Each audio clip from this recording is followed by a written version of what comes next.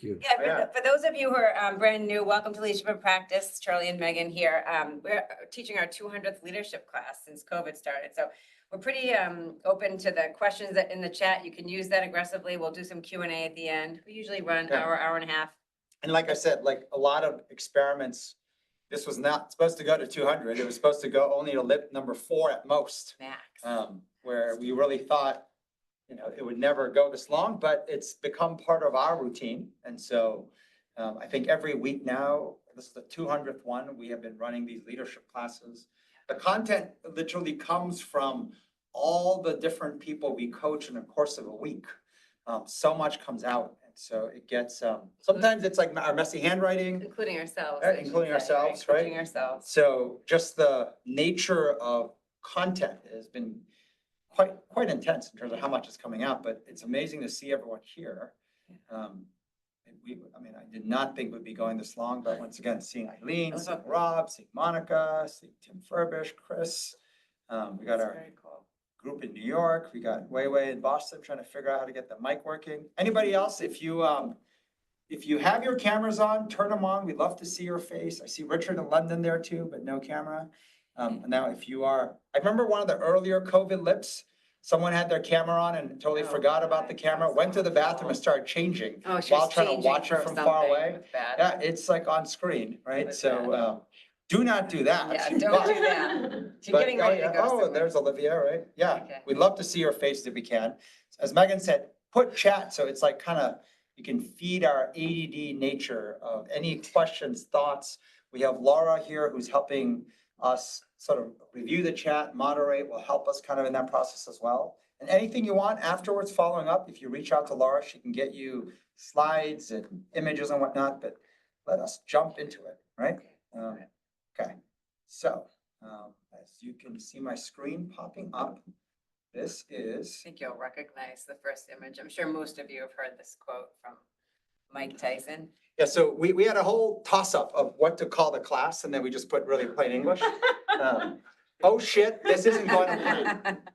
Right? I was like, we're going to put this on our core business perks at work, COA.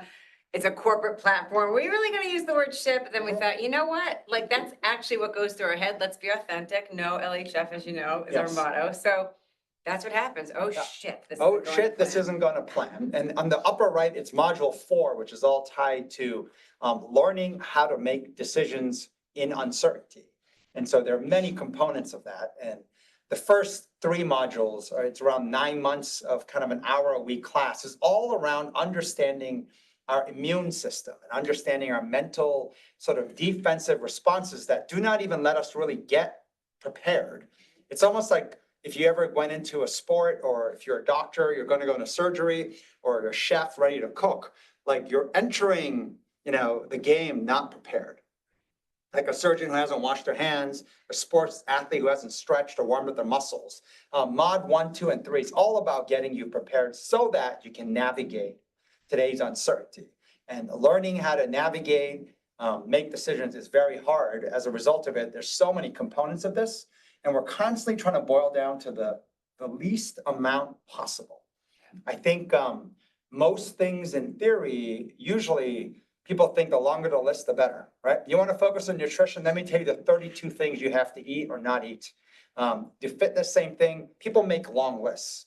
And when it comes to practice, less is more.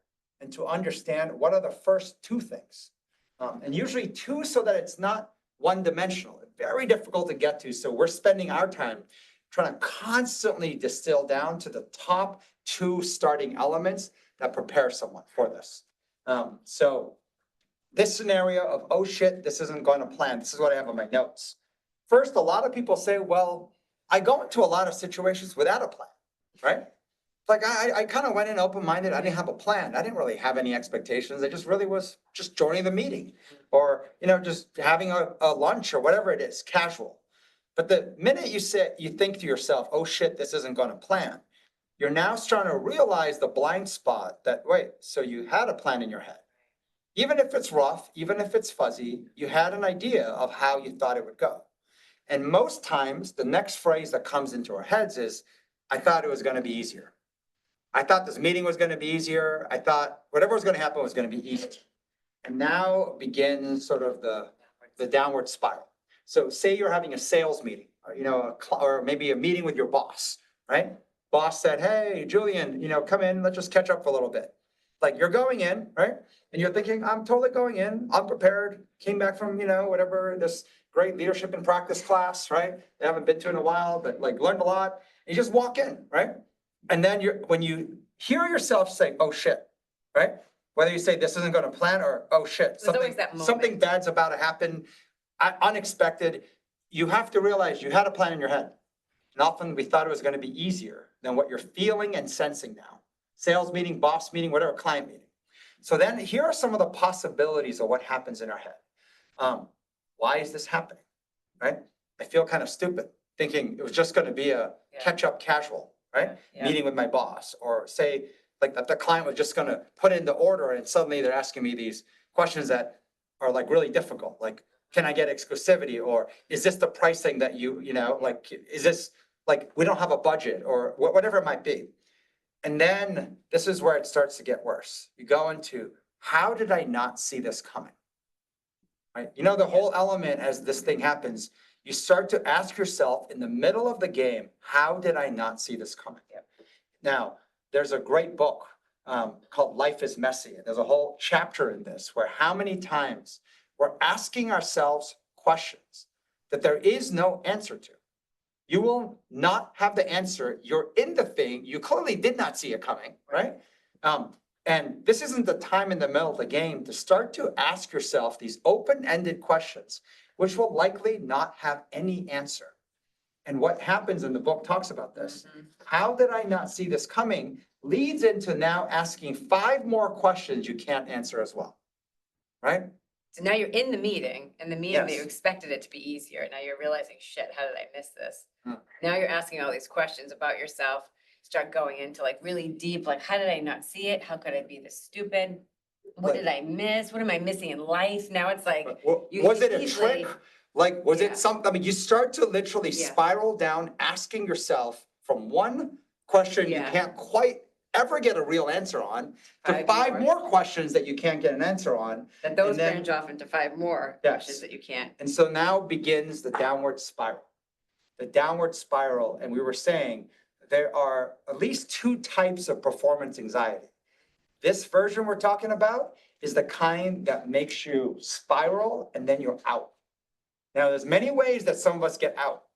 Oh my God, I'm sorry, I have to go to the bathroom. You could have like your fake excuses and find a way to physically exit out. There's the more common thing, which we call LHFing, lying, hiding, faking. You're gonna play really dumb, right? Sorry, I'm like trying to pay attention. I wasn't quite. Something else on my mind. I'm thinking about something else. And so you're gonna constantly try to kind of, bluff your way out of it, right? Maybe hope the topic changes, and this whole notion of this spiral that occurs is very common, very lethal, all coming from you step into a situation, oh shit, it isn't gonna plan. And so this class, what we put together was 2 different ways to better help you navigate. But you're gonna say there's 2 different types of performance anxiety. One is the bad path, what you just shared. Are you gonna share the other one now or no? Maybe later? I thought it was too complex. If it's a little I was complex, talking about the notion of reframing things as a test. Oh my God, it's a pop quiz, right? Yes. And like to be able to get yourself ready to pass the test, perform well at the test, as opposed to, oh my God, why am I being, tested like this? Why is this happening? Is it because they don't like me? Is it because last week I made a comment, they're pissed off? Questions that, by the way, you'll never get true answers to and probably will never know, right? And that's how we start spiraling. Yeah. Right? Versus getting to a place where you see it as a pop quiz and you can re-engage on it. It's like on command. You can get your when head I think back. pop quiz, I think about, hey, I'm not making it about anybody else but myself. I'm going to elevate my own self-performance in this moment. As opposed to, we tend to throw all kinds of questions about someone's doing something to me. And then at some point, you might then also spiral into, you know what, it's because I never went to, I should have picked the other school, you know what, I should have taken that promotion. You just start spiraling. I should have read the book, or, I should have gone to the other 100 lip classes, whatever it might be. You just start spiraling, right? So, all right. quick recap of last week. It was, if you ever saw the movie Cocktails and Dreams from Tom Cruise, we had a class on addictions and pre-gaming. And the punchline is this: today's day and age, we have an addiction to the negative. It shows up in the news. It shows up in our thoughts. And the crazy sort of insight is to recognize we can be conditioned to anything. And we're actually conditioned to feel more comfortable. I'll read what you said. This is so interesting, actually. Can I just, on this we're going to get to the class, but this recap I think is really important. This idea of the addiction to our comfort zone of negative. There's another thread Charlie sent to me about why addictions are so hard to quit. And by the way, we're not talking about alcohol addiction. What maybe seems like we're talking about having an alcohol addiction. We're not talking about that, but the same principle applies where you actually have an addiction. In this case, we're saying an addiction to the negative, the idea of doom scrolling, the idea of just finding a way to just, crap on everything. It just feels like nothing can work. Everything's hard. So I wrote to Charlie, I read this whole document. I won't share all of that right now, but the idea is that the addiction, once you feel something when you get a hit of, say, alcohol, in that case of an addiction to alcohol, but we get a hit on the negative, like a dopamine hit. And that's a really odd thing. Because to get a dopamine hit, it feels good. But why do you feel good when something negative happens? It's because it's in your comfort zone. It's a more comfortable state for you versus thinking something positive could happen. You're like, I don't know, maybe the shoe will drop, other things. You actually get more comfortable the more you rep this negativity. So Charlie wrote back to me, and this resonated, this idea that yes, it's almost like getting a dopamine hit for feeling smart, figuring something out. Being negative can feel like I figured out stuff. Everyone about to let you down, but you know it in advance. Things are about to fall apart, but there's some satisfaction for the crystal ball you have that shows, me first, what's about to happen. And if I'm right, I can feel good about having this prediction machine. My brain, it works. I predicted the negative, so I feel smart. That's actually what's sorry. Predictions are really hard, right? I mean, If you ever go to the casino and say you play the game craps, which is with the dice, you can actually bet against the house. Sorry, not against the house. You can bet against someone rolling correctly. Yeah. So what you're doing is you're guessing that they're going to fail. Mm-hmm. And if you guessed accurately, you made a bet, you win money. Right. It's the same idea here. I'm betting something bad's going to happen. If it happens, you're like, you know what? I was right. Satisfaction. Right? So despite it being awful, it was negative. I mean, it's almost like if you want to predict some dooms news headlines, and then that headline shows up tomorrow, you're gonna be like, wow, I have a skill, right? Now, you of course aren't keeping track that you're making that prediction all the time and almost everything. True. So at some point, of course, you're gonna be right. No, and this is what happens. At some point, you're gonna be right about No, but, negative. well, especially in today's day and age where there is a lot more bad stuff happening. Mm-hmm. So the ability to be accurate is actually kind of high. Mm-hmm. If you go to the casino, generally speaking, you lose. So you're gonna be right at some point about losing. It's easier to be accurate about a negative prediction. Right. Yeah, so I'll give you a quick story when I go to casinos, right? And I don't go that often, but I don't have an addiction problem. That's some of you are wondering. But there are sometimes like kind of sleaze bag people on the side, kind of watching you play. And they start whispering in your ear what's coming next, right? And they'll start whispering like 6 different things, right? That you're playing craps, or you say you're playing blackjack. They're like, you know what, you're going to bust, or you're going to do this. And they're trying to, show you that I can predict, right? And you're listening to them. And they're like, oh, bet more because you're about to win, or bet less because you're about to lose, right? And they're making these predictions in your ear, and you're like, stop, but they just keep doing it, right? And they're wrong. Suddenly they say one that's right. Like in playing blackjack, I'd be like, I think the next hand's gonna be blackjack. They might have said it 4 more times before. Sorry, no.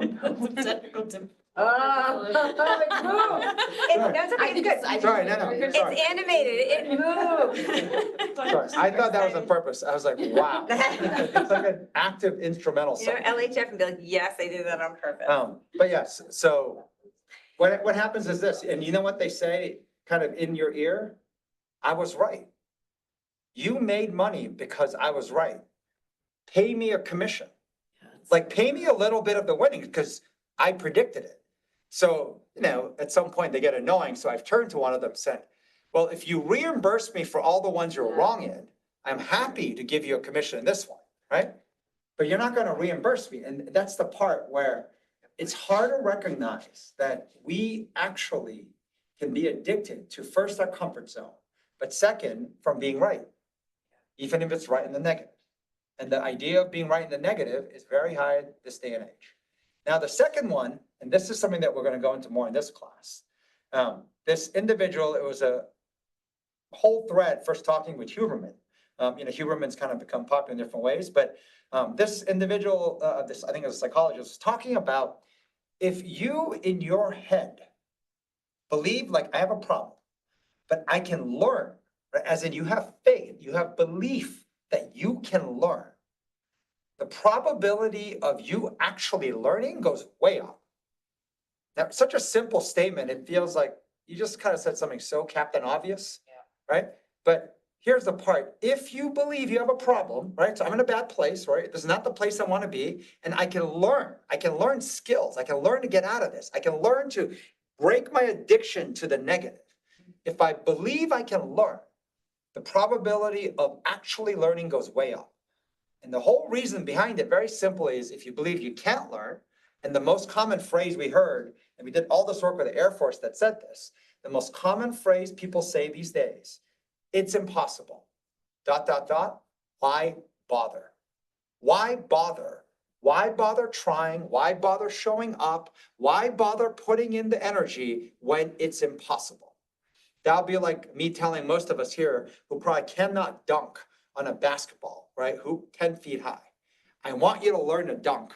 I want you to keep trying. And they'll say, it's not possible. So at some point, and I'll say, no, just come on, try. You might give a half-ass attempt, but you would never give it your all because you would just know it's not possible. Now that's physical. Totally get, and there's more easier delineation on the physical. But on the mental side, to know what's possible and not is actually very hard to understand. And I've seen a lot of, advice I would give to my son, advice I would give to my, younger self, right? Is believe that you can actually learn anything. Charlie Munger, who passed away, number one thing was just being a lifelong learner. And, when we met with the guy who invented the Sesame Street characters, he talked about learn to learn. This aspect of it's actually a skill to actually learn the skills of learning anything, which sounds so bizarre because it sounds like learn to learn. It sounds so meta. Why are we talking learn to learn? Can we learn what? Learn what, right? No, learn anything, right? And so you have to realize how many things we decide, nope, I don't like that. I can't learn that. That's not possible. And as a result of it, we don't even try. And that seals the faith that you won't be able to learn. And so the simple act of having that faith that you can learn is what changes the odds for you dramatically. So simple point, but quite actually profound. So we're going to go into two aspects of how to tackle this, oh shit, this isn't going to plan. So the first thing that's used a lot, Olympics just ended, this notion of, are you training for hard mode? And I say training because we don't have to go attack everything difficult in life, but training does make a huge difference. And whatever you're prepared for, the level of training, they always say you perform to your level of training, right? Right. Like it just shows up, right? Your level of training, what shows up, especially when you're under stress, willpower is no longer kind of the guiding element. It's like whatever you train for shows up when it gets difficult. I was showing all these things. I don't know if it's even Olympics from this. I know Olympics just ended, but so it could have been from somewhere else, but there were two little videos I sent Megan. One was with a blind runner who ran with their aide who can see side by side and sprinting. And I thought they won gold. Like this blind runner, like running with their aide side by side. And I was telling Megan, how amazing is it that if this is Olympics, that person didn't want to compete in Special Olympics. They wanted to compete to be the best in the world, even with their disability. Even though they couldn't see track and field, they wanted to run, right? And found a way. There's another one, the archery shooting, no arms, right? Yeah. This One girl's in a individual, wheelchair Yep. competing against a girl like who full, has no arms. She used her feet. I don't know if you guys saw this. I she mean, used her feet to hold the bow It's and like, then I mean, unbelievable and won. yeah. Like, and to think that I don't want to compete in a Special Olympics league, I want to compete to be the best in the world. And I think about people like that. Can you imagine the training they had to go through? The self-driven, they chose to train to be the best in the world, even though they had significant handicaps, significant, like just, it's not even an advantage. All It's the what reasons in the average world to person give up. Yeah. average person in the world just has. They didn't have arms to shoot bow and arrow, right? Or like sight to be able to run on a track that goes not straight, but circular. You have to turn, right? They chose to compete, not in Special Olympics, but with just normal people who had all those limbs and everything, right? Every sight. So this notion of, are you training for hard mode?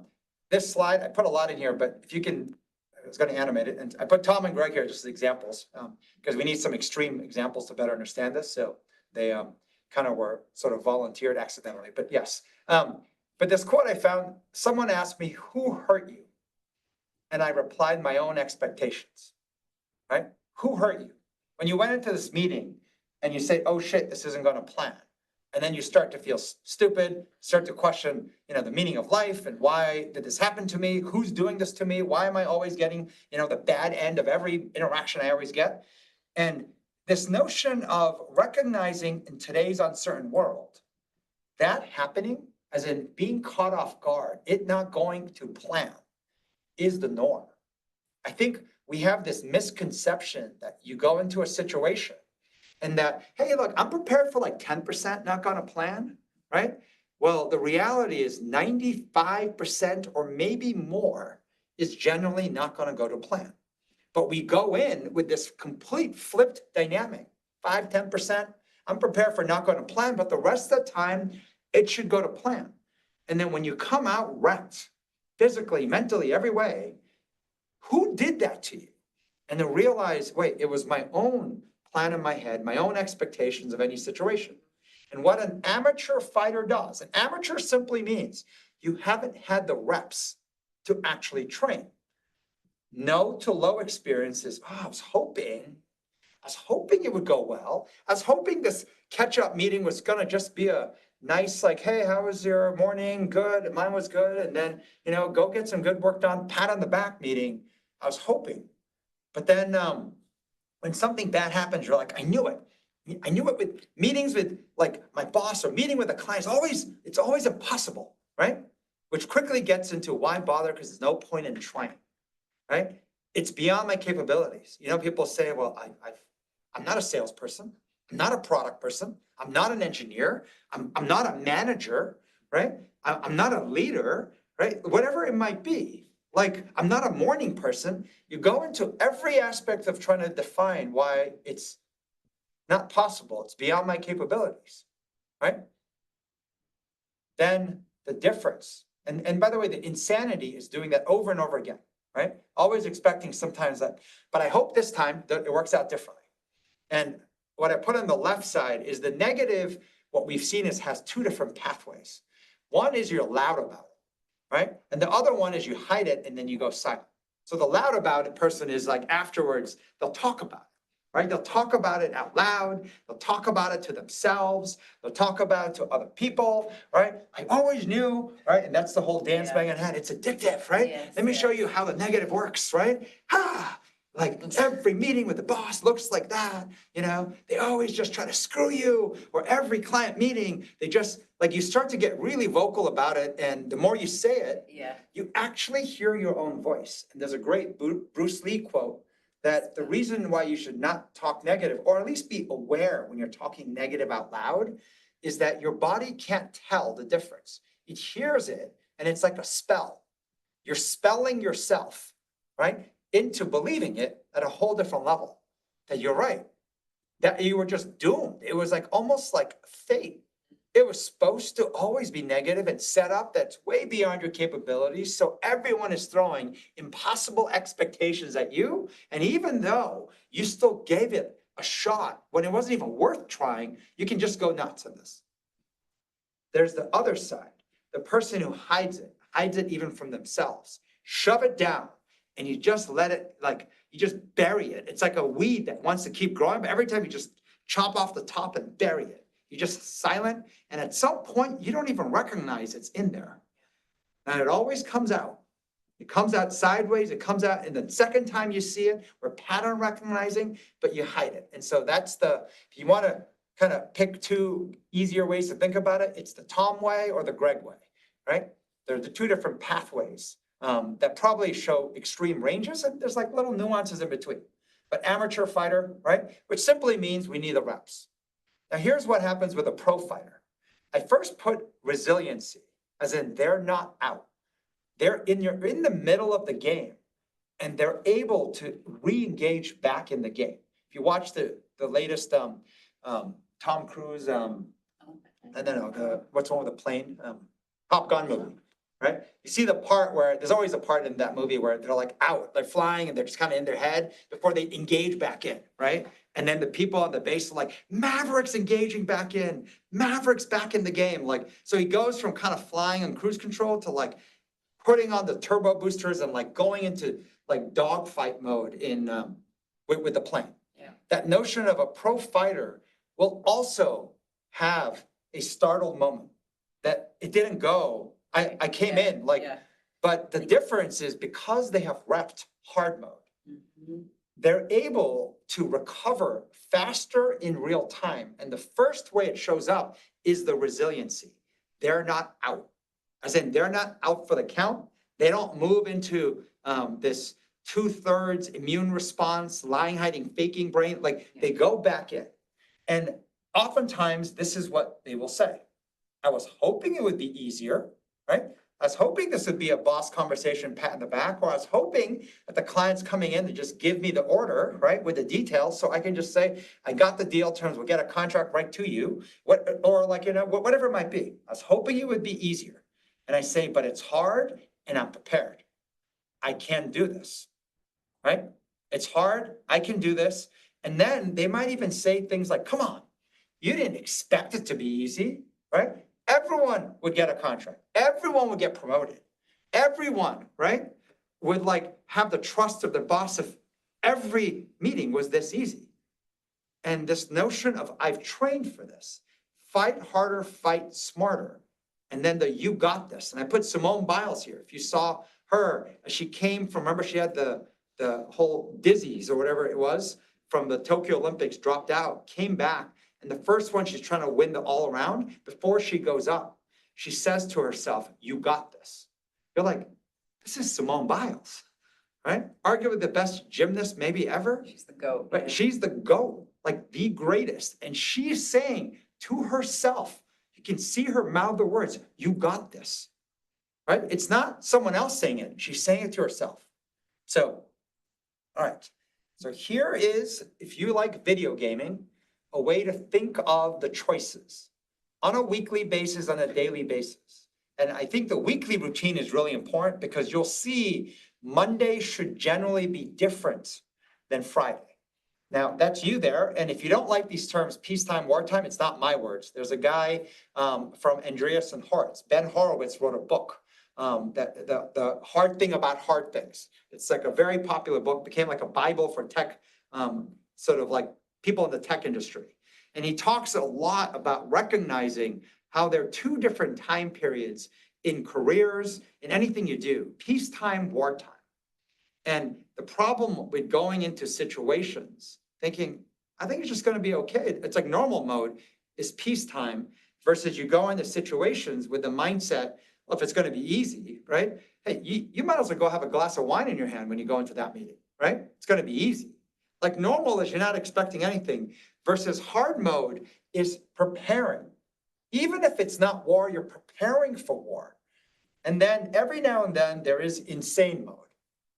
Now I'm showing you this. This is actually a video game. Kids who play video games have these four choices. You can play the game in easy mode, normal mode, hard mode, or if you really want to challenge yourself, go insane mode, right? Now, there are some of you who will say, you know what? I think life is tough, which is why I always pick insane mode. Well, by definition, insane mode is insane. So, and it's insane for you, not for, hey, Rob, who's here, was a Navy SEAL, right? And I probably should use the word was, because I think they have like this thing with a SEAL's always a SEAL, right? So Rob is a Navy SEAL, just not active right By the now. way, he said, Rob would just put it into the chat, you didn't see it, but that you got this, the Simone Biles comment is what he constantly repeated to himself throughout the SEAL training. It's really cool. So if he is going into situations, he's now like a very successful gym owner, right? Entrepreneur. But if he goes into every situation like he's on the plane about to be dropped in front of bad people with his full ammo and gear as a Navy SEAL, that's insane mode stuff you got to get ready for. Yeah. I think he might hurt people. Like, not only hurt, he might overdo it. Yeah. There's a part that we did all this work with this billionaire who invented the heart rate monitor. And you can actually see through your blood pressure from measuring your blood pressure laying down, and then you measure it after you sit up or stand up. And the reason is because laying down, your body is easiest to pump blood because it's just flat. But when you stand up, it's more stressed out. And so you can tell your physical state just by measuring your blood pressure laying down versus what it scores standing up. Sometimes you're so weak, like mentally, physically, that even though it should go up because your body's pumping a more stressful vertical blood pressure, it will drop. It's almost like it just can't. And he called that survival mode, right? You're in survival mode. It should go up by plus 7 to 10 points, blood pressure. And he called that thriving mode, meaning as a human being, we're generally wired to thrive. But some people, it will jump up way too much. You stand up and it will jump up plus 20, plus 40 for some people we've seen. That's called startle mode. You're expending way too much energy than you need to. Just to stand up your body. And people who are in startle mode burn out, right? But it is something that you can actually read in your body. And that's some of the coolest experiments. If you go into every situation in insane mode, you will burn out. Because it's exhausting. Right? Because you It put is too much exhausting. energy. Yeah. And so you think you're doing yourself a favor by being over prepared in everything, and you're not. You will burn out.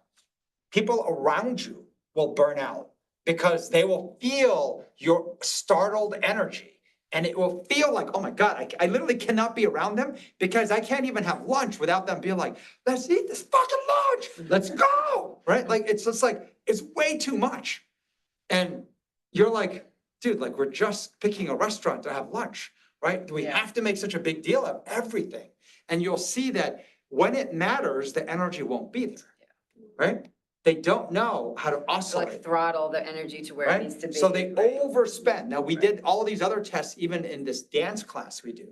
And the instructor could tell those who were in startle mode. They would say they add all these extra moves that aren't necessary. So they're burning way too much energy. So as a result of it, they can't keep up. So it shows up in many different places, or they're the people who've already given up. So like, instead of coming and saying, this is a hard class, I'm gonna train to the hard class, they kind of slip and then go into sort of like, I'm out mode. Yeah. So I'm going to give you sort of my notes off this. So I can come back to the slide. If you can visually remember the slide. This is the way I think about these modes. So by the way, so this question of, so I was having this conversation, where does normal mode show up versus how you can prepare yourself for easy, insane, or hard mode, right? Meaning, if something is easy mode, I think of it, I could do it with a glass of wine, right? So if I'm going into a situation and my situational assessment awareness, and this is an easy one, I want to think that I can go in with a glass of wine or a cocktail, right? And those of you who are like, well, I don't drink, I'll be like, what? Glass of juice then, right? Or a glass of milk. Like, it's something that, you can be social, right? You can be social with, and that's easy mode. There's some situations where, yes, it is insane. Someone has, and you have to realize, okay, it's going to be, it's impossible. It's going to be like, it's beyond my capabilities, right? And so there are situations like that that exist. I'm not saying it never exists. Hard mode is different though. When I go into something hard mode, it makes me prepare. It makes me tap into all my training. It makes me recognize my level of preparedness. And so, and if I'm not there, I'm saying I'm training for the hard class. And so I'm going in ready to learn and train. And once again, if I over prepared, right, when I go into hard mode, and I realize, oh, you know what, this is just normal. I came in expecting, the boss to like give me a hard time, or I came in prepared for, and it ended up being normal. Over time, you just get better at anticipating when to over prepare versus not. It's not a perfect science. And I wrote, when caught off guard, I can change myself up. Meaning, I go in thinking, you know what, I think this is gonna be normal. Oh, And charge myself up, yeah, Right, you're sorry, saying I sorry, can yeah. charge myself up. when The I feel hard caught mode off very guard. quickly. And that's the thing I mentioned earlier when I said, Yeah, the fork between spiraling out, I Right? can't do this too. I was hoping it would be easier, right? Yeah. So I either went in, maybe with a glass of wine, right? And then it realized, shit, like, this isn't what I thought it would be, Mhm. right? It's hard, and then I recognize and I remind myself, I'm prepared, I can do this. And then even just to add a little extra trash talking to myself, I say, come on, you didn't expect it to be easy, right? I'm not surprised. I'm telling myself, although I am surprised that I came in prepared for normal, Yeah. right, or easy, I'm like, I'm not surprised, right? Come on, you didn't think it'd be so easy, right? Meaning I can get myself to hard mode very quickly. And the more reps of you do this, and the more quickly, Yeah. and it's kind of hard to recognize, I need to go into more difficult situations where I'm caught off guard, which is like, what? Why would I do that to myself? Because life is that hard. And if you train to be able to do hard mode on command, like downward dog, hard mode, boom. I am so much more prepared for anything life throws at me. But if I'm like, hard mode is like impossible for me, and I don't like hard mode, right? I like things more normal and easy. You're walking around like waiting for the world to startle you. And then you're going into this repeated pattern of, why am I being punished? Why is everything so difficult, right? I'll end this part of the class with this one little quote. It said, a man who had been destroyed in 1,000 ways knows 1,000 ways to rebuild himself, and 1,000 ways to destroy someone. Now, this is a quote from, I think it's a kid's cartoon. When I say destroy, I want you to think about winning, right? And this is a battle and a fight. But I want you to think about, like, instead of the word destroyed, a man who has been destroyed, meaning a man who has lost, a person who has lost 1,000 ways knows how to, find resiliency, build back up 1,000 ways. And because you recognize the different ways that you can lose, right? You actually know how to beat an opponent, an adversary. Like, if this doesn't work for you because you don't like war and all that stuff, this is a kid's cartoon, mind you, but this notion of wartime, it takes reps, it takes experience. You cannot learn hard mode by logical, by reading, listening. You have to learn it through reps. It's not a logical brain that's going to fall apart. It's the emotional brain that's going to fall apart. Because like I said at the very beginning with Mike Tyson, everyone has a plan until they're punched in the face. Everyone, we spend time with basketball players. They do so well in practice. Why is it in the game? It falls apart because all the unpredictable stuff happens. Someone elbows you, right? Or someone does a cheap shot and you want to say, hey, ref, foul, right? And then when the ref's not paying attention, you want to say, coach, right? Say something. And then if you don't, you look in the audience for mom. Did you see that, mom? Right? Can you tell the coach to tell the ref, like, that he hit me, right? that was unfair. And it's not fair, right? Nobody wants to hear it. Like in the game, you got to play on. And what ends up happening is this. You recognize the unpredictable.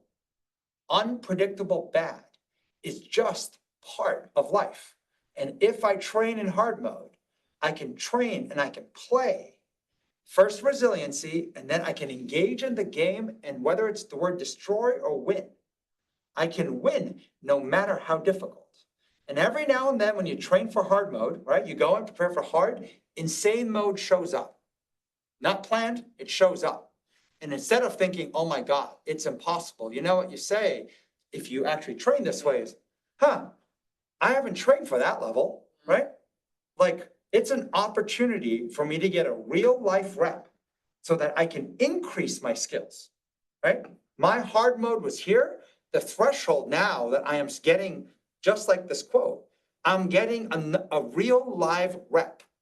It's like an exhibition match, right? I went to the match expecting a certain boxing, like someone punching my face with certain strength, and I felt a punch I've never felt that hard, right? And you're thinking, I can't do it, I want to go out. Or, like, it's hard to find someone who punches this hard. Like, here's my chance to see how far I'll get. And I'm beginning training on something that was insane for me at one point, but maybe one day this will now fall into my hard mode category. It's such a good skill, though. I mean, it feels like this skill that just, you obviously have to rep it. You can't learn this in a classroom. To actually say to yourself, when you, first off, you're going in believing it'll be hard mode, right? You're not saying it's going to be normal, easy. You're like, I know it's going to be hard. To then get punched in the face with a speed or a force that you've never experienced, and to narrate, I haven't had this yet. This is like an exhibition that will up my skills. I haven't trained for it. And actually welcome it maybe sounds a little aggressive or not realistic, but like say. But it's Jim there saying, not welcoming it, because that sounds like you're like, sadistic or something. Okay. No, it's more full engagement. Yeah. Can I get my mind to fully engage? We talked before about this notion of a 60-hour rat energy, this experiment where they threw like rats in water that they generally swam for 15 minutes before they just, gave up and drowned. But yet, once they knew that they could be pulled out, toweled up, and given a rest, they threw them right back in, and they were able to tread water for 60 hours, right? I think the math is 240 times longer than they thought they could. Every fitness person says your mind is giving up before your body. Your body can go much further than you think, but it's your mind that spirals out and says, I can't do it, I'm not gonna make it. Like, it's your mind. I mean, think about even like when you go to the bathroom break. You think, I can't hold it, I can't. It's your mind that's doing it. Your body can hold it much longer than you think. Because almost everyone's been in a situation, they're like, I've had to go right from the beginning of this, whatever concert or whatever it is, but so good, I just held it for the full 2 hours. I'm like, I've never seen you hold the bathroom for 2 hours. You can do it if you want it. It's amazing. Like, cold plunging is another thing. You go into that cold plunge, right? In the first 30 seconds, you're like, that's it. My body's hypothermia. I'm out. You just learn to rep and train that way. It's not as bad as I think.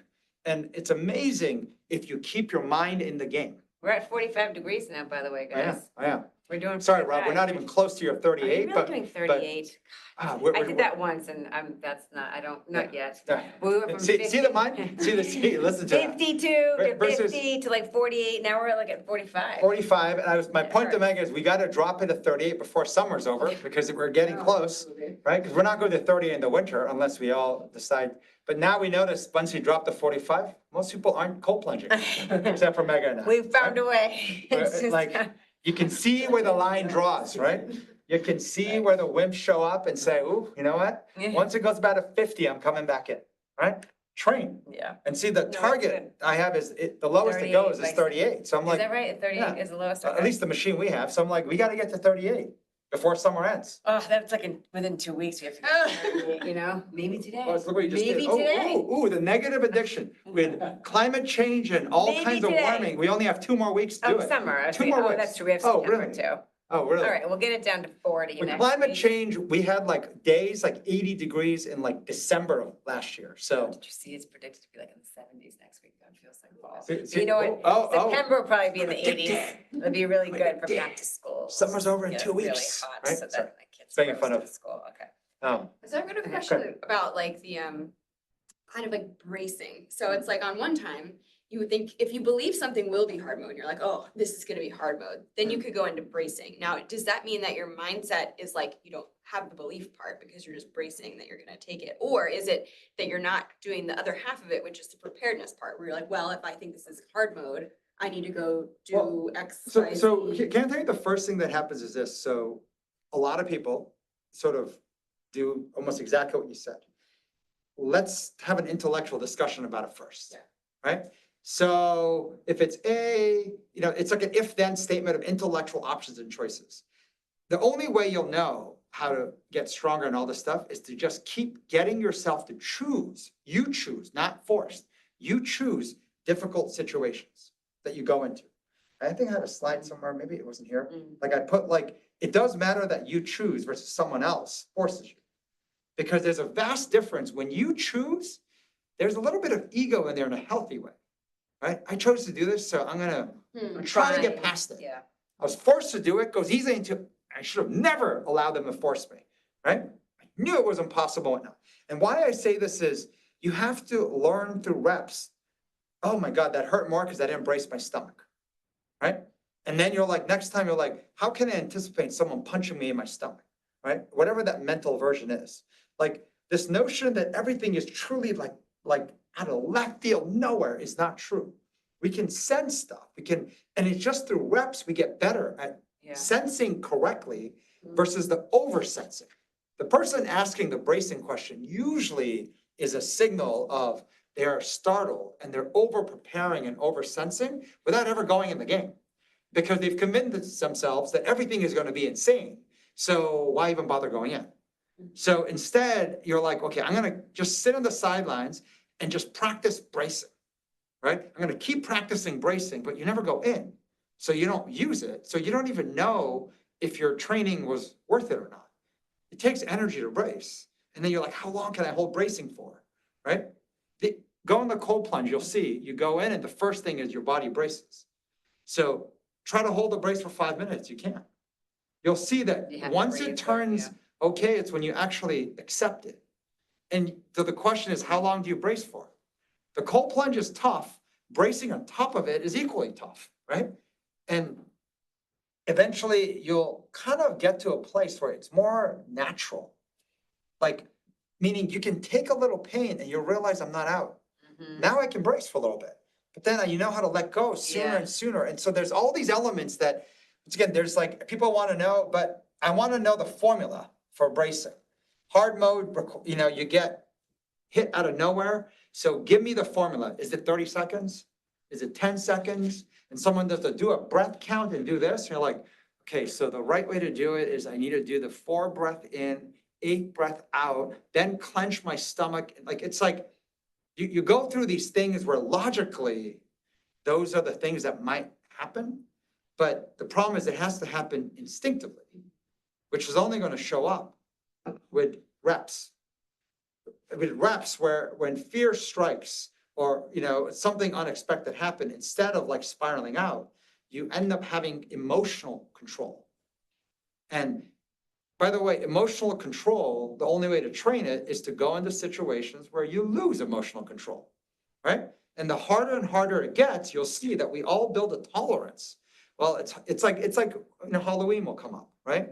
And some people get really frightened of the haunted house, right? We do a really freaky one. I mean, they're so good. It's like, I like almost always pee my pants in the process. Like, it's that scary. But go to the same haunted house. That same night, people will go again to say, oh my God, it was so scary. I want to do it again, right? Now, some people are like, I don't want to ever do that again. You'll see they tend to startle more, right? So they go to do it again. You'll see it's not quite as scary. Go a 3rd time, go a 4th time, go a 5th time, go a 6th time. Like, it's not as scary. Like, so reps change the emotional impact of difficult things. And then at some point, you'll say, I can do more. I can handle even more difficult. I took it off the slide. I don't know if anyone else has questions, whether it's in the chat or even you can unmute your mic. Because the second part is pretty hefty. For those of you who can't say the full hour and a half-ish plus, the second part of the lesson is all around belief and the most important part of believing in yourself. And so we're going to go into that and how we get this wrong in practice. But any more thoughts, questions on the hard mode? The whole notion of preparedness, it's a pretty big topic. Yeah. Monica, you had one question and then Greg had mentioned a comment too. Yeah, so whoever wants to unmute first, just rush to the mic first. Okay, I have to. I think you kind of responded to what I was asking a little bit just before, but how do you feel? How does the emotional state plays into this change of mindset towards a resiliency. I mean, I know that you can train putting yourself, as you just said, but like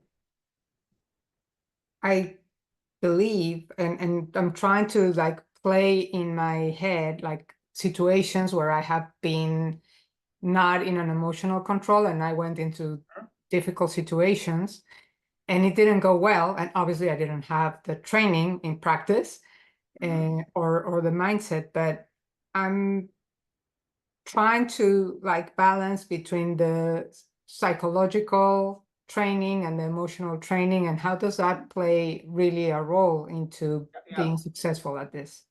So you know what's interesting is there was a slide we had shared or a topic before around ego.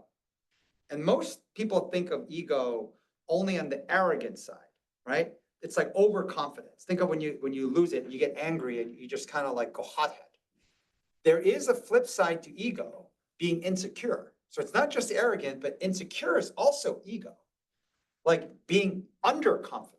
You know, when you go in and you can do some simple task, but you convince yourself you can't even do that, right? And so when I think about ego, the only way to train your own ego is to go into stressful, difficult situations. The guy Jensen, who's the CEO of NVIDIA, you know, the big AI company, talks about, he's like probably the one big video quote of him was all around how much difficult situations, stress you must go into, and that's what builds character. It's the same thing, but the way character is built is you first have to get aware before you figure out how to strengthen it. So it's hard to know where my ego falls apart, right? Ego is also good. You need some ego. When Simone Biles is saying you can do it, someone can say, God, she's so egotistical, right? What do you mean you can do it? Like, it's like, why are you talking that way? Or if someone does something more extreme, I will destroy them. I am so awesome. Like, Jesus, so ego. Like, you need ego. But it's when we don't recognize, we hit these bounds of ego that is not productive, right? It's funny that you're saying that, Shirley, because in Monica, the question, because we were talking a little bit about this last night, and I keep thinking, you know, when you're in the game, you hit failure point. You're saying, for instance, Monica, I have a situation, it didn't go well, my resilience wasn't there. What do you do? And I think there's a part of, like, in the game, you hit failure. I mean, we're going to talk about this in the next section of the class, which I feel we should get to, because this is a hard concept, but I think we were trying to lay this out. But you hit failure. After the failure, I think most of us, because of our ego, we don't want to talk about it. I don't want to talk about the fact that my ego just flared up, down, sideways, left, right. It's like becomes like a whole thing. You're like, God, that just feels icky. I don't want to talk about it. And it's very easy to talk about other things, right? Surrounding external things. In the meeting, somebody said that maybe upset me, or you're like, you know, it's not that. There's something deeper that you're basically not wanting to talk about, right? Like I'm holding it in, I'm shoving it down, or I'll cry about it later. Or I feel that reflection of getting. So like when I think of that, I think of either you can pull a Greg or you can pull a Tom in that situation. So when it's a Greg, it's like, I don't want to talk about it, right? Then there's quickly into it doesn't exist, right? That's what ends up happening. Like, it's like almost like it never happened, right? Yeah. There's that person. Then there's the other one. Now, they tend to think, well, the conversation is only in my head. Yeah. Except it's amazing your own energy and vibe, it just slips out, right? The person who's basically out loud going to say, I'm so shameful, I feel so guilty, I'm so awful, I'm this, it slips out, right? Right. And that's where this professor from Columbia called it the second arrow. The second arrow is that if you got shot by an arrow, right? Saying how much more painful would it be to pull back and shoot a second arrow in the exact same spot that you got shot in? And he's like, the second arrow hurts that much more. Except the second arrow is always shot by yourself, on yourself. Yeah, right. Right? And it's like the example he uses, the child you find out got in a car accident is in the hospital. And at that moment, as you're going in, you're like, you know what? You don't deserve to be a mom, right? How could you let that happen? Yeah. That's all second arrow, right? Yeah. No one's actually saying it. Yeah. And then you can say, you know what? Did you see the look on their faces? That's what they were saying. That's what they're thinking. No, it's just, we're not aware of how we're second arrowing ourselves. Yes. So. You called it earlier like a spell. Yeah. That's, I think, a good metaphor. Like Spell? by saying it out loud, you're casting a spell in. But so a lot of people do that. Well, I'm just saying it to myself. But see, what we don't realize is this: when you hit stressful moments, every element Yeah. of bluffing and faking disappears, and it shows up even in your energy, Yeah. in your vibe, The vibe. right? You said, I didn't say it, except they say communication, right, is somewhere between like 3 and 7% verbal. That means 93 to 97% of communication is nonverbal. That means like on your facial expression, on that look of giving up, on the Yeah. whatever, we can feel So you the can't hide issue. it. You can't We hide can it. feel you just firing second arrows into your body, right? And you're like, no, I'm fine, right? I'm like, you're, the way you even said fine doesn't sound fine, Yes. right? And then every aspect, and so this is the part, we're really good at bluffing and even faking it to ourselves. But the way that all of that disappears, go into something difficult, right? Go into something difficult that requires you to play like in hard mode, in real time, right? Stress. Your truth shows up, no matter what you do, right? Like the person who acts like, what? Something bad's happening to me? What? I made a mistake, huh? Like that person shows up, or so you get the Greg or the Tom and you showing up, right? Like it just shows up. And so the only way to first realize is to go into difficult situations so that you can feel your humanity. Yeah. We think that, well, no, Yeah. like I'm an adult, right? So no, you have to feel your humanity. You have to be able to replicate your own error. And then you have to realize, that's the breaking point. So then I'm going to keep training. And if I keep going into it on a regular rhythm, ideally at the beginning of the week, Monday, Tuesday, go into difficult stuff, do it regularly. But by the way, not forced by someone, not logical, but you have to realize I am trying to get curious of where I fall apart. It's amazing. You can journal it, you can see, and I would say try to do it at the earlier part of the week, right? The worst is doing it at the end of the week, right? Because even if you fall apart, you can apologize by Thursday. You can actually course correct stuff. You can take another rep. But people who wait and wait to take that rep towards the end of the week, that's it. And then the week starts all over again. And you'll repeat the same procrastinating till Thursday, Friday. Anything difficult you want to do, you want to do it early. Which is why Monday is the most critical day to take that rep. Not forced, but self-chosen.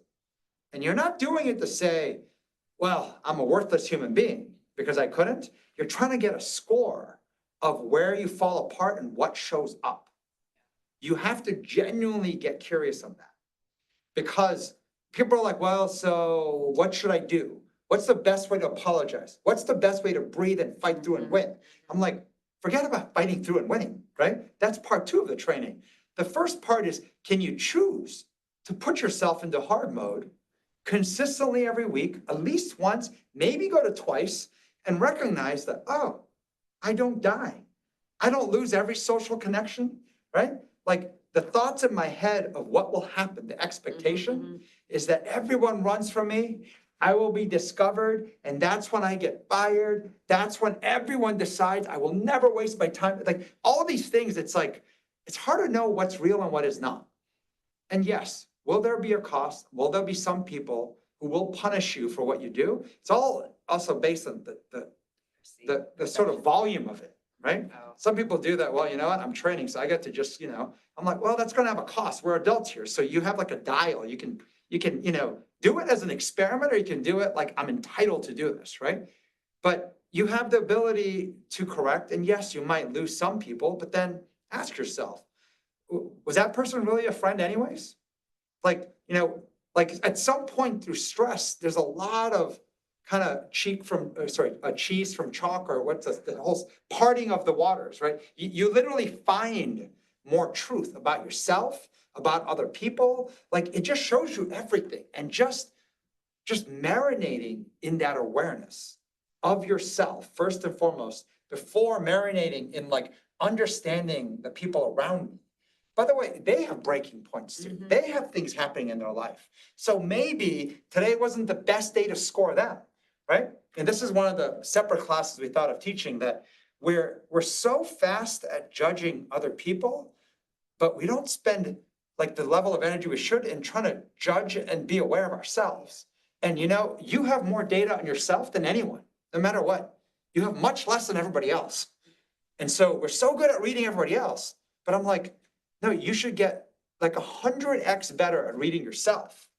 and we don't put the reps in, right? And the real read on yourself is in difficult situations. And you'll say like, well, I already did it. I'm like, well, have you kept notching up higher and higher? Do you know your breaking point? And you're like, well, I already found it. I'm like, no, but then you should train for the next breaking point. You want to keep elevating to train harder and harder. And what was hard for you last year, hopefully shouldn't be hard this year. And if you train well enough, what was hard 90 days ago, just 3 months, should not be as hard now. And when you start to map that progress, you start to feel improvement. And then you kind of want like this unlimited, right? The time I spent with Josh Waitzkin, who was a chess champion of the world, he was talking about the human beings have the unlimited capacity, especially mentally, to upgrade. There is no ceiling. It's unlimited. Physically is not different. At some point, you can only jump so high or lift so many weights. But when it comes to the mind, it's unlimited. And that's what's very cool. Yeah? All right, so I'm going to move on from this. All right, so this one, right? 67% belief. And so we had a little debate about this number 67%. I'll kind of read the slide. So, So, like the semantic learners, the Yeah. symbolic, yes. the numbers always have like, I just glaze over, right? So I think about 67% belief versus Yeah. the idea of supermajority, but Charlie won this battle. Go. So yeah, so 67%, but let me just read the slide and then I'll kind of help quench the thirst on this. Self-driven, it's all about you. I initially wrote, it's all about me, baby, but like, let's just keep it to, it's all about you. Versus what often comes in our head is, I'm not the decision maker. I'm not the difference maker. So in almost every situation, and this is where I would say, I think if you really audit, you might find approximately like every situation, right? Like kind of external factors determine the outcome. Winning or losing, it working out or not, is all dependent on everybody else. The boss, the colleague, the client, the day, the news, the weather. I mean, every other factor, right, is the driver of what happens. Now, someone will say, right, no, I'm not saying I'm 0% factor.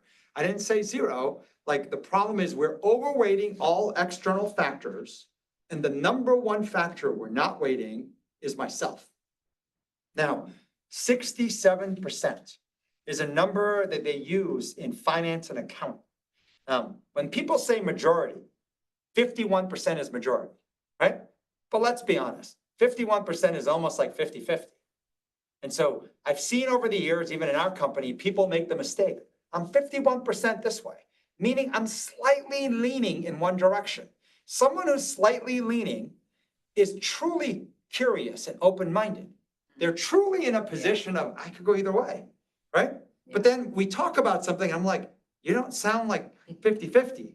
You sound much more opinionated, right? You sound much more certain in something. Because who doesn't want to Right. sound open-minded, Of right? course, right? So everyone got in the bad habit of saying, I'm 51%. I'm like, are you really 51%? All the energy, the vibe, and all the Right. words don't sound, open-minded. So in finance and accounting, there's a term called supermajority. Supermajority is 2/3. That's 67%. And the supermajority is always what wins.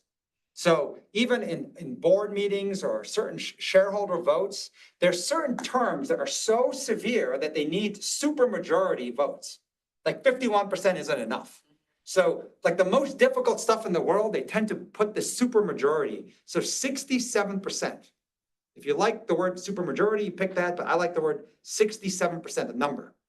I think about 67%, meaning in any situation, the difference maker is me, 67%. Not 100%, right? Not 30%, 67%. Decision maker, right? Like difference maker, the whole aspect, 67%. So this is what we're gonna kind of go into, right?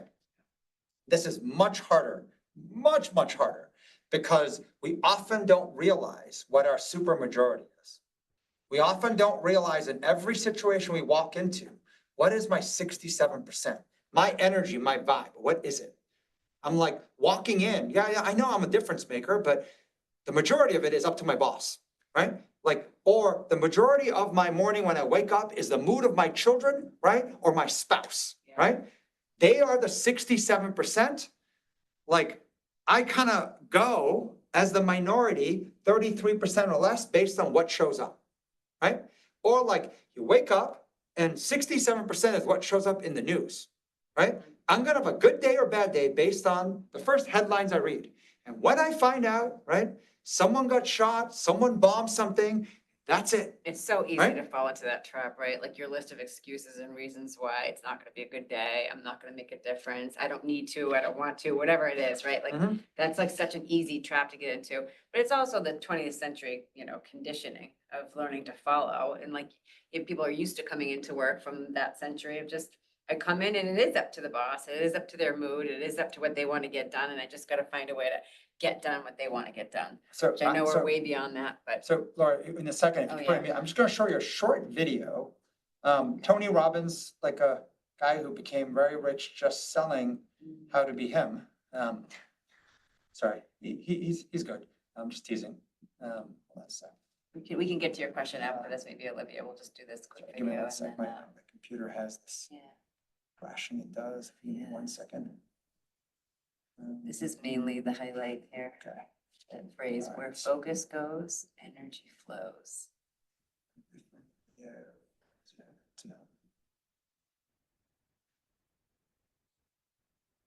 So I'll play it twice. So I'll just. What is versus what they're here to create.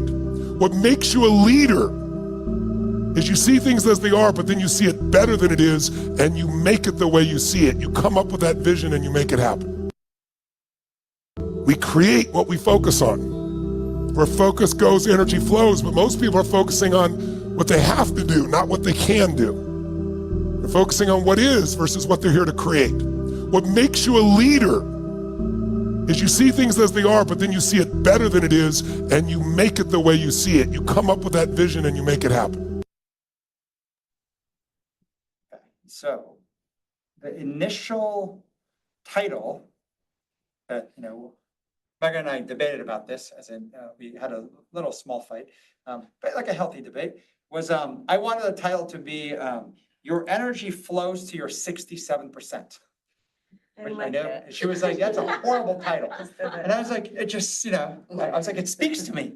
Your energy flows to your 67%. And then I was gonna put under 67%, your super majority focus, I like that, right? So this idea I that like that, yes. that's what happens, sorry. my I think the computer's- title did start with something much more wacky, it was like, I don't even know, I don't think so, they're gonna have no idea. But no, but I was shut down pretty fast now.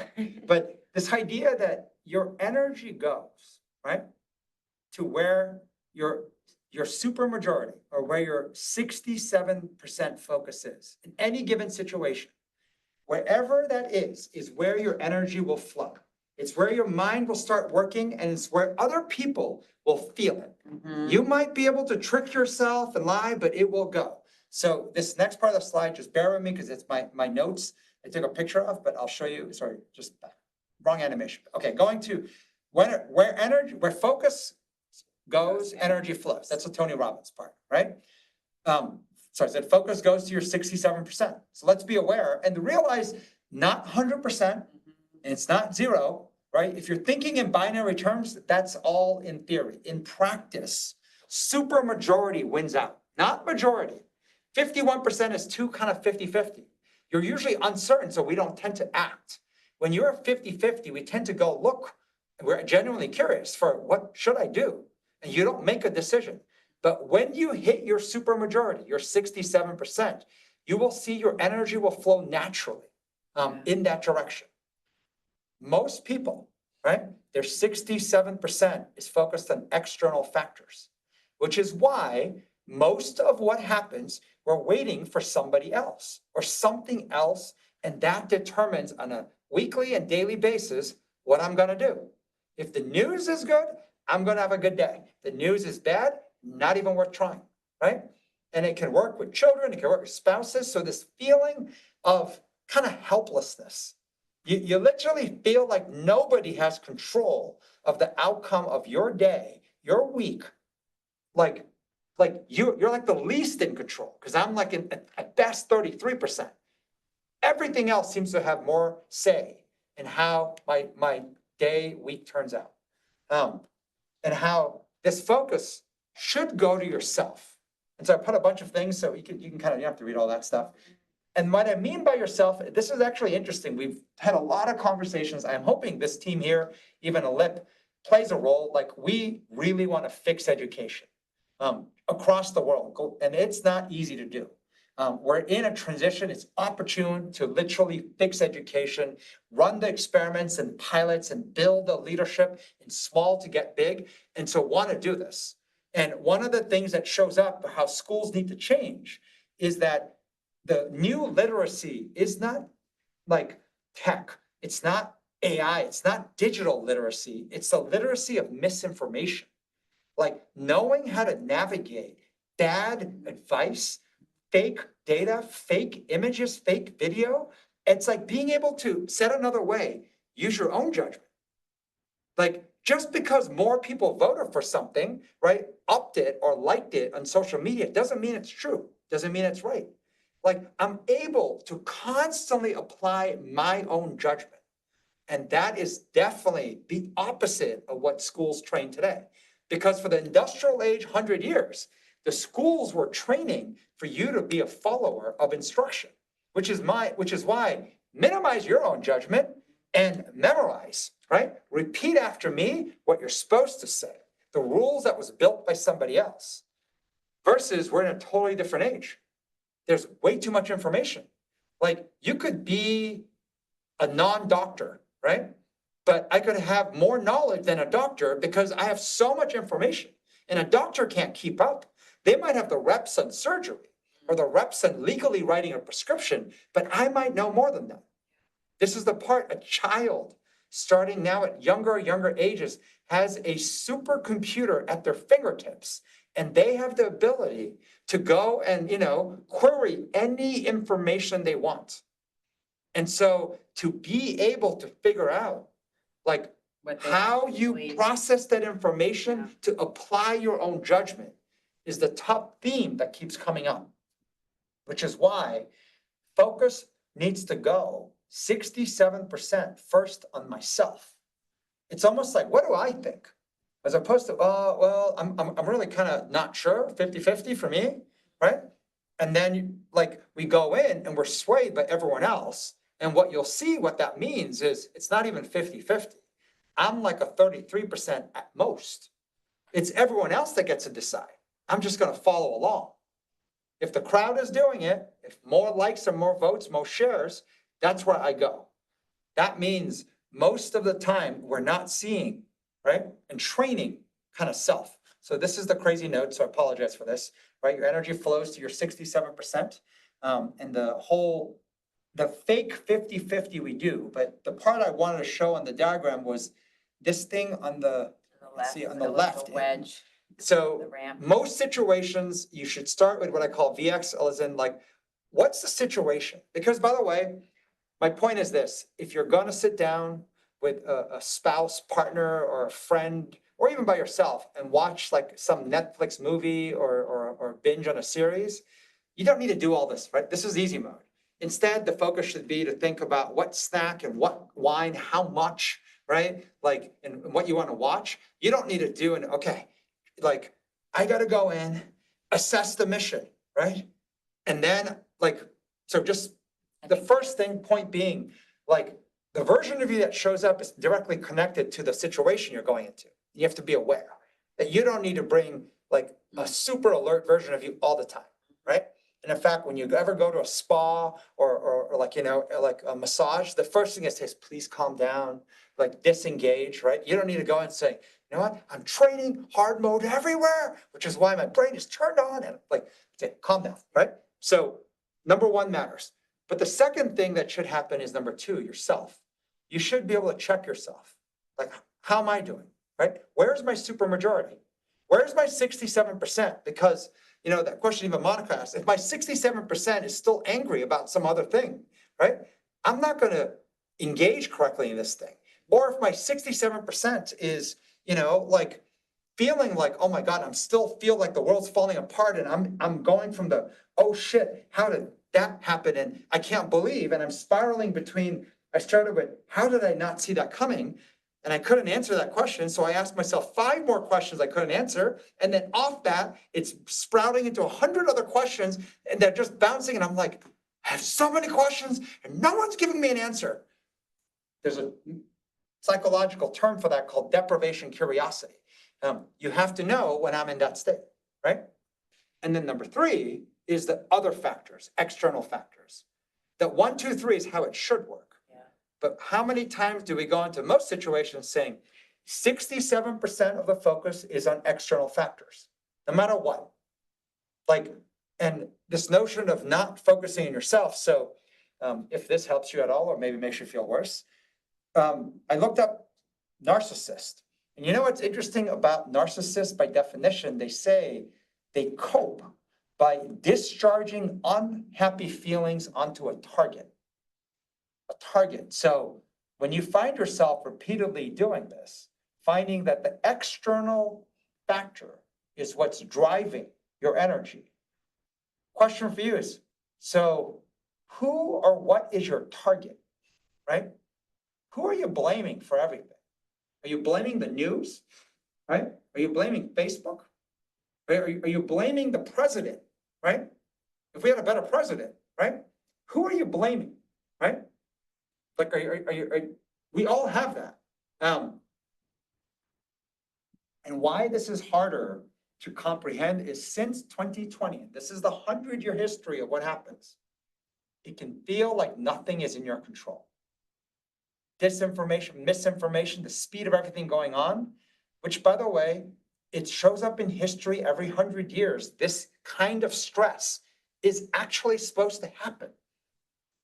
Some material change that changes how human beings operate in school, in work, it's supposed to happen. And we're 4 years marching into a 100-year change, which it will not normalize if history repeats at least for 21 more years.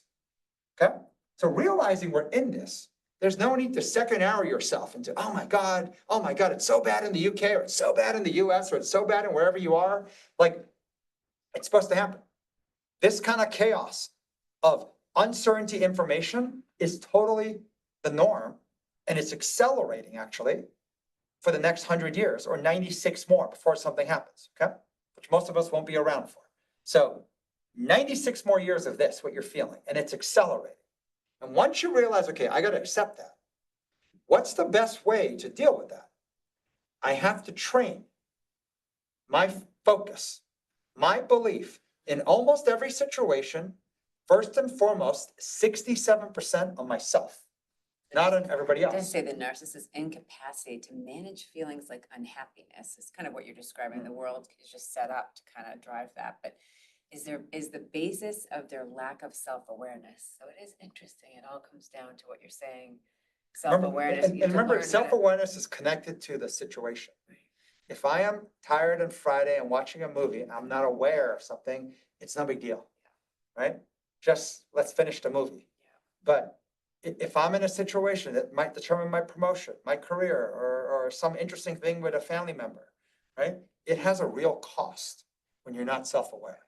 And then when you start to convince everyone around you, no. My supermajority focus is, of course, what I can do, right? Like if you start not being aware of what factors, right, is taking your energy, your supermajority focus, you end up doing it blindly. And then you end up getting caught off guard.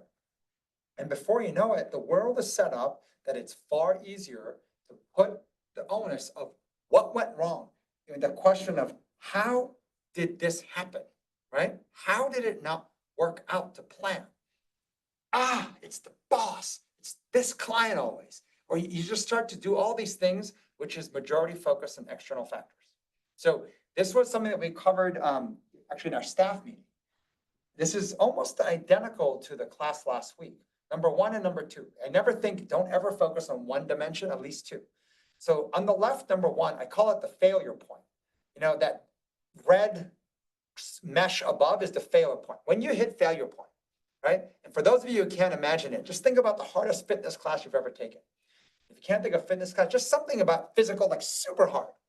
The worst of you shows up, right? I mean, you're like, your nose starts running, your mouth is foaming, like you start peeing in your pants, like just everything bad happens, right? and you don't have good control. And if someone says, hey, can I ask you a hard question? Can you watch my kid who's really young and wants to ask a gazillion questions? That moment you'll be like, I can't do anything. I can barely hold it together myself. The point is, once you hit failure point, do not start judging your identity and self-worth and everything. Just know at failure point, every one of us is as bad as it comes physically and mentally, right? Failure, like the Failure word point, failure is like I'm right? gonna So fail, that, yes. when you get past the failure point, that's what happens. The worst of you is always gonna show up, okay? Now, the question, of course, and this is why I came up with this, what are you doing? And I said, I'm failure pointing, meaning you're not at failure point, but I'm acting like I'm at failure point because I'm trending there, which is why I'm failure pointing. So even though I'm not at failure point, I can act like the same way I would act if I was at failure point. Without the Yeah. physical nose running and mouth, because of course you're actually not there. Maybe it's I'm trending there because I can feel, sixth sense, things are bad about to happen. So I shoe's look gonna at that, we drop, I said can sweaty feel it, palms yeah. or whatever, Right, like, right, you know, right. just, Cold sweats. and this is yeah. the part, because we are actually comfortable, this is odd, right? Saying, I know what's coming next, right? Is where I'm gonna hit failure point. We start to act and behave Yeah. as if we already crossed the line. Or like, I wanna let you know how I'll be once I cross the line into failure point, so I'm gonna start behaving that way. So I'm just gonna do a little warm up, which I'm gonna start with kind of like, you know, nonsensical spews out of my mouth. Then I'm gonna go into, what are you talking about? I don't know what you're talking about, right? And you just start behaving that way. And then someone starts asking you like, wait, are you not paying attention? And now something else externally might trigger me actually into a failure point. But That's first a real part, fun place to be. Right? That's fun. It's like, yeah, but the ability to actually say, I'm failure pointing is takes self-awareness to say, this is not good, right? I can feel it Yes. happening. I'm not there yet because we haven't even gone into the game, but I'm already predicting failure point. So you start to act, but then you want to pretend that's not happening because it Yes. feels really icky. It's embarrassing. So you want which is to, why I'm calling it your failure ego. pointing. It'll be almost like, you know, that thing with Babe Ruth, he points to the, you know, the stands and basically declares I'm gonna hit a home run and actually hits a home run. I'm going to failure Right? point. It's like you point to failure point saying, I am heading there, I know it, I can feel it, right? That's what you're doing, you're just pointing. And then you're just trying to march towards it, right? Just trying to march. And starting to act with the behaviors that will show up on me when I get past that line, right? But since I'm definitely going there, I'm starting to behave that way, right? Since I'm definitively going there. It's happening. It's like It's happening. guaranteed. People do it. It's happening. It's happening. It's happening, right? It happened, right? That's from the movie Bridesmaid. Bridesmaids, Right? she poops in her wedding Poops in her dress. pants, the It's Brazilian happening, it's barbecue. happening, and then she says, it It happened. happened, right? But that's, you're pointing, right? You're pointing and you're getting in that direction. And here's the part, to recognize, holy shit, that's totally normal. 2020 onwards, Yeah, that is totally normal. to say that. I mean, It's like, Do you not think the entire media of social media and regular media and every other person gossiping isn't screaming, we're all gonna die and the world's ending all around us?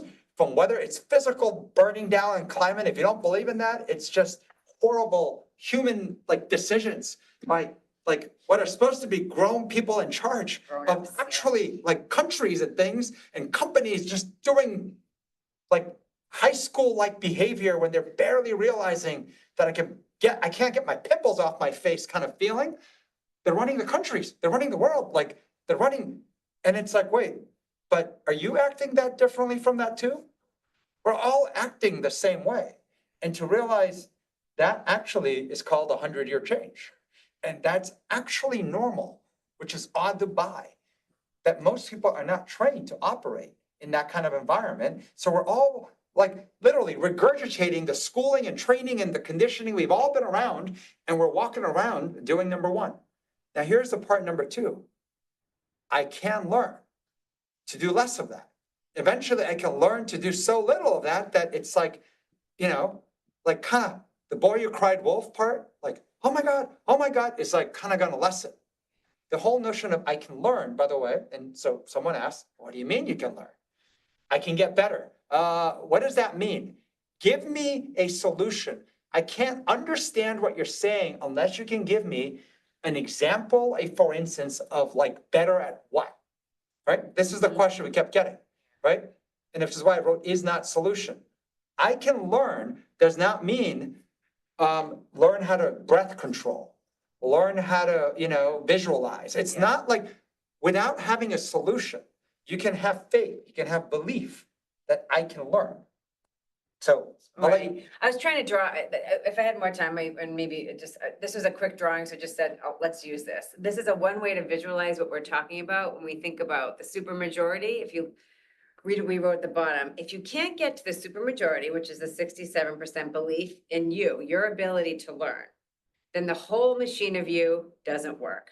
Meaning, so what I wanted to draw in here, I could, is like, if you think about that bottom line, 5% belief in myself, then the next 10%, 20%, 30%, 40%, meaning until you reach supermajority, that 67%, that green part up there, the whole thing doesn't work. You know, when you're a follower in a company, you can be at 5, 10% belief in yourself and do good, right? I mean, this is like the 20th century. You don't need overwhelming majority or super majority faith in you when you're just following someone else's orders. But if the change agent and the decision making and the power for you to make change, if you don't believe you can, if you don't believe you can learn and get there, then you're not even going to try. So it's a much higher bar of self-belief. Mhm. It's a much higher bar.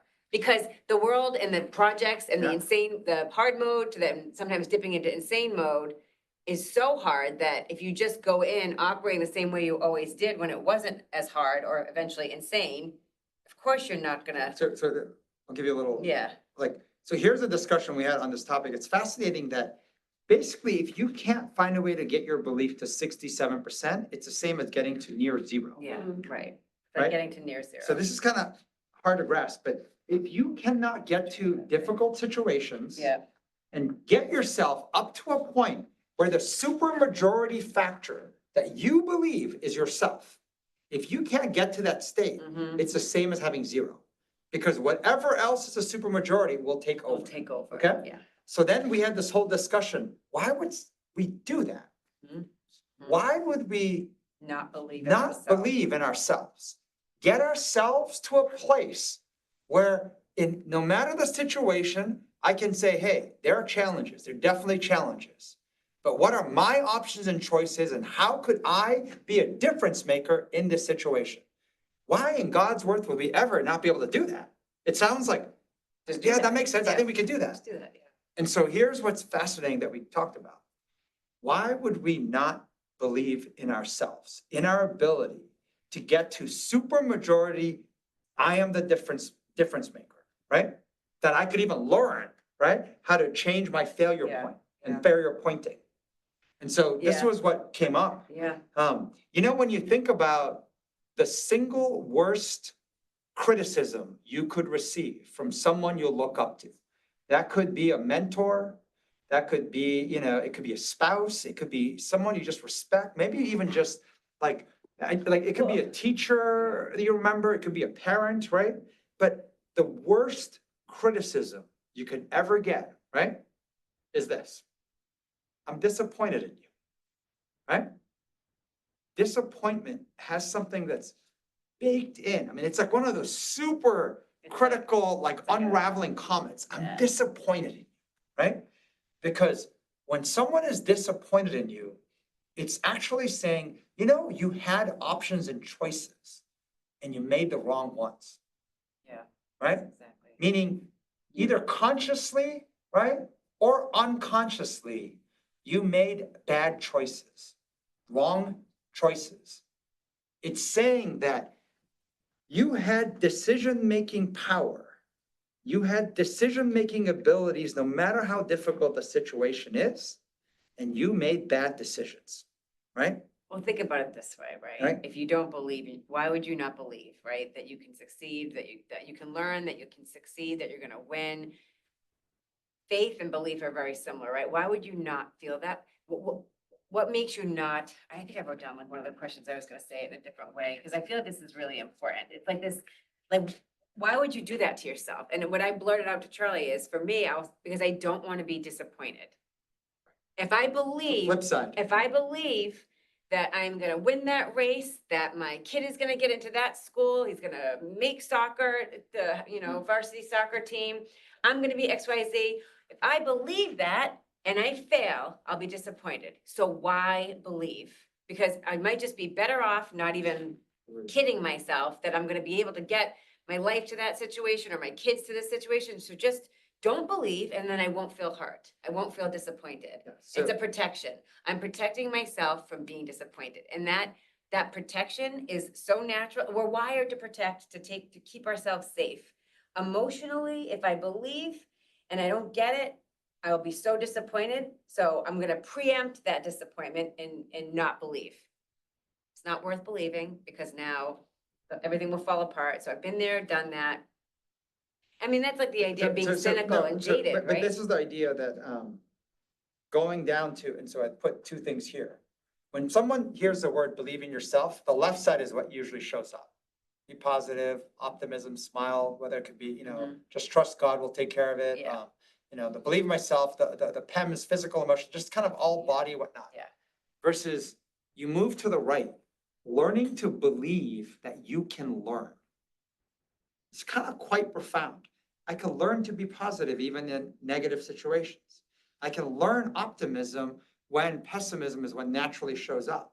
I can learn to believe, like in faith, right? That like what was served to me was actually like meant to be, and I can survive this. I can learn to believe. Learning lets you learn anything. Learning to learn is the belief. And I have to be able to rep and learn, right? Which I know sounds meta, but like this idea that why would we believe that we cannot learn?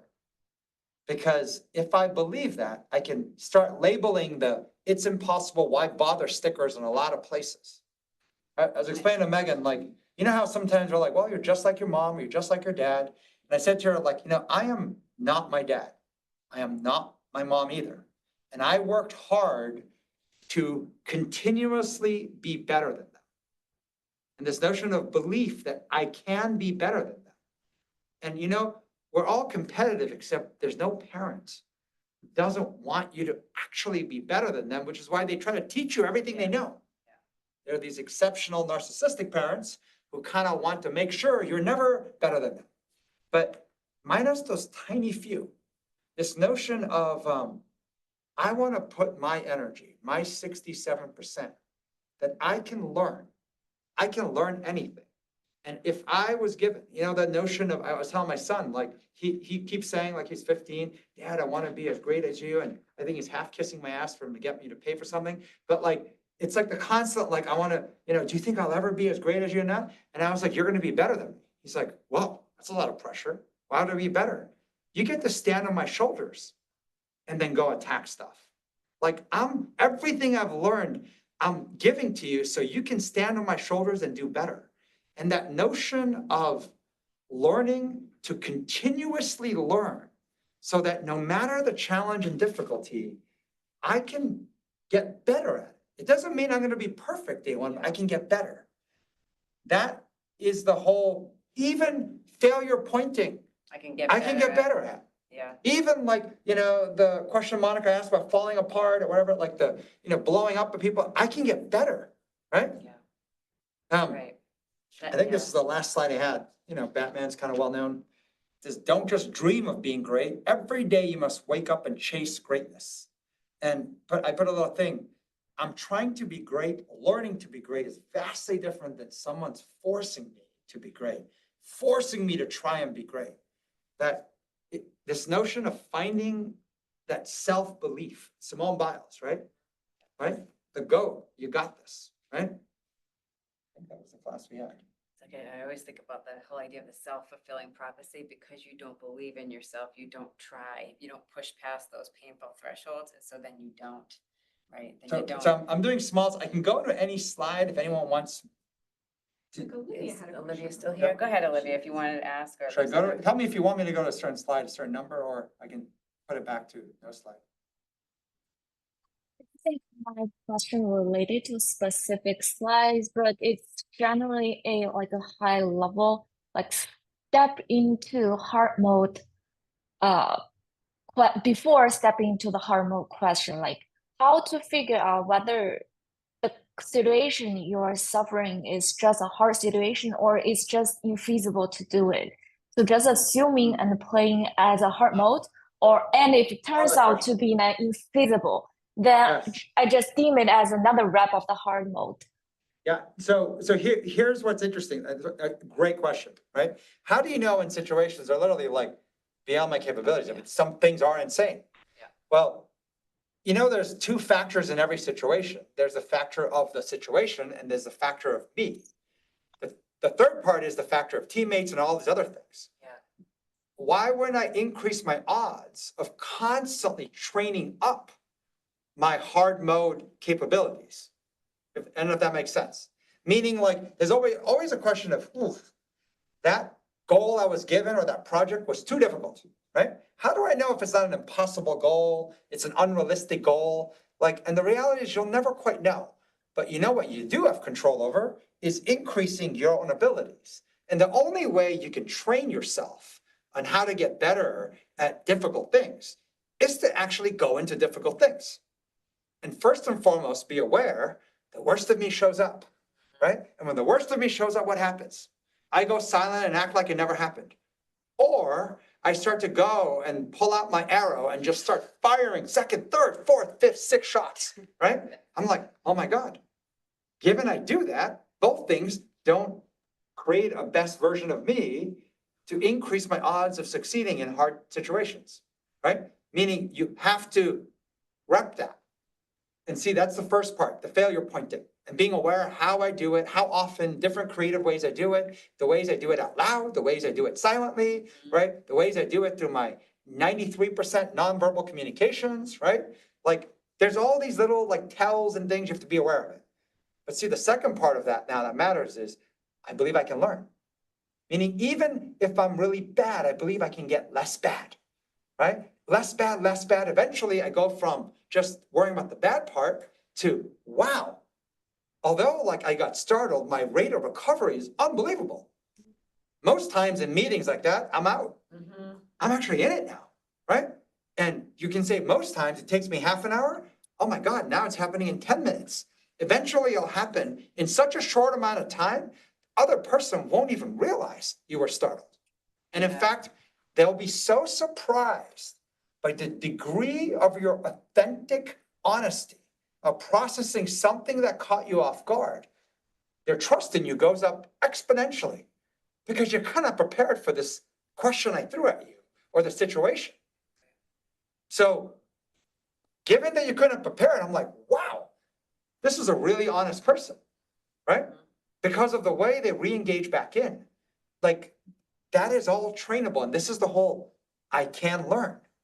And so then people are like, well, I can do what? Breath control. This, I'm like, forget about all that stuff. Situation. Learning to learn, right? So I don't know, Olivia, if that answers your question, but it's almost like this question of how do I know when the situation's too hard, that the goal is too big, that it's an unrealistic expectation that's there.